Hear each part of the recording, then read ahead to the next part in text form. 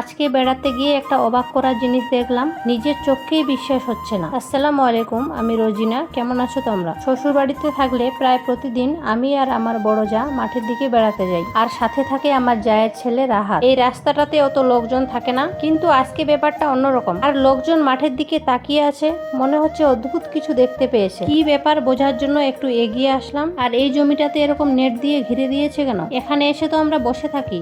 এরপর মাঠের দিকে তাকিয়ে দেখি, ও মা, এগুলো কি? পুরো মাঠ ভর্তি। এগুলো কোনো পাখি উড়ে এসেছে নাকি অন্য কিছু? অনেকটা দূরে আছে, তাই অত ভালো বোঝা যাচ্ছে না। আমরা অপেক্ষা করে রইলাম কাছে আসুক, তারপর দেখবো।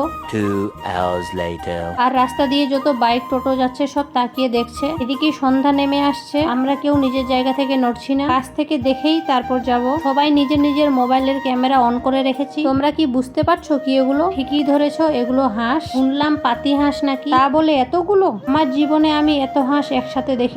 এই হাঁস দেখে অনেকের অনেক রকম মন্তব্য। কেউ বলছে হাঁস দেখে চোখ ধাঁধা হয়ে গেল, কেউ বলছে জমিতে নেমে হাঁস ধরবো, কেউ বলছে এখানে মোটামুটি 2-3 হাজারটা হাঁস হবে, কেউ বা বলছে একটা বন্দুক নিয়ে এসে ধীরে করে 5-6টা হাঁস মেরে নিয়ে যাব, কেউ কেউ আবার হাঁস কিনে নিতে চাইছে। 3-4টা মানুষ এই হাঁস পালন করছে। আমাদের দিকের মনে হয় না, বাইরে থেকে নিয়ে এসেছে। ভাবো তো, মানুষ তাহলে কত রকম ভাবে জীবিকা নির্বাহ করে। এই হাঁস পালন ব্যাপারটাও খুব কষ্টসাধ্য। সারাদিন হাঁস দেখে রাখতে হয়, রোদ বৃষ্টি ঝড়ে ওদের চড়াতে হয়। এত হাঁসকে খেতে দিলে অর্ধেক আয়ের টাকা খেয়ে নিবে। আর এদিকে আমার পাপাটা হাঁস দেখছে। এত হাঁস, মনে হচ্ছে হাঁসের জোয়ার এসেছে। তোমরা কি কখনো এত হাঁস একসাথে দেখেছো? কমেন্টে জানাবে। হাঁস পালকেরা বলল লোকজন বেশি দেখেছে, তাই হাঁসগুলো এইভাবে পাক খাচ্ছে। একটু পর হাঁসগুলো নিজে থেকেই স্থির হয়ে গেল। তোমরা কে কে হাঁসের মাংস পছন্দ করো জানাবে। কিন্তু যাই হোক, হাঁস দেখে চোখ জুড়িয়ে গেল।